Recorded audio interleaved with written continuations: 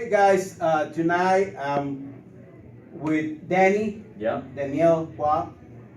Thank you. I've been following you for months now. So finally, one of the stories that it made me laugh. I know that for you it's it was painful, but tell us about the day when you drop out of your college. Wow. And you saw your Yeah. balance and your account, and it was 180 something negative, and you stopped and cried. Tell us about that. Yeah, it's a great story. Long story short, I'm 24 currently, just turned 24.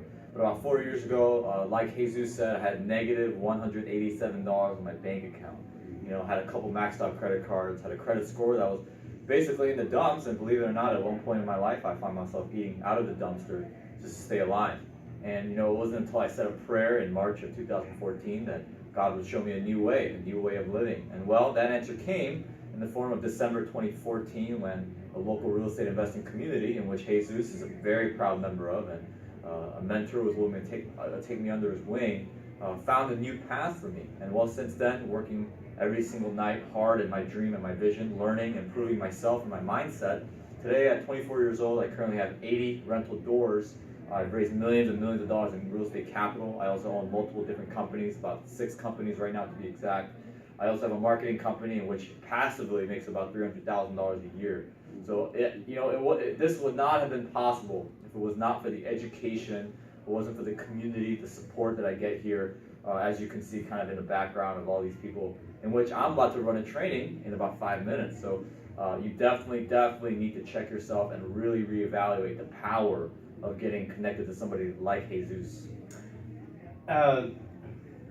Nanny, Yes. you are an immigrant. I am. So when you came to this country, how long ago was that? Yeah, so my family and I immigrated to the United States, originally from South Korea. Immigrated when I was 5 years old. 5 years old? 5 years old. So you've been in the United States for how long? 19 years. And when you came here, were you speak English? No, I didn't speak any English. Matter of fact, my parents, we weren't even able to get government assistance because we didn't know the language. We couldn't even read the application. We had no friends. We weren't able to understand anything. And I have a very good friend named Steve, that was just a very similar situation. But we made it happen. I always say, if there's a will, there's a way.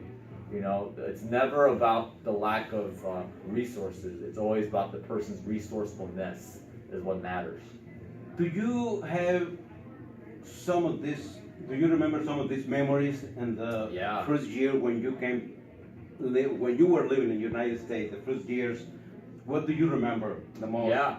I remember one time, we were living in this very dirty studio apartment. I think rent was about $350 a month, and my parents and I we barely afforded it. And matter of fact, there were some moments where, because we weren't able to pay our heating bill, well, our family resorted to sleeping in the car about 3-4 days in a row, multiple times throughout the year. And of course, for those of you that know the Chicagoland area, it gets pretty cold, especially in the winter. So. Those are some of our experiences our very first year, and even our very first 5 years of being involved living in this country. So it's definitely not easy, the immigrant life.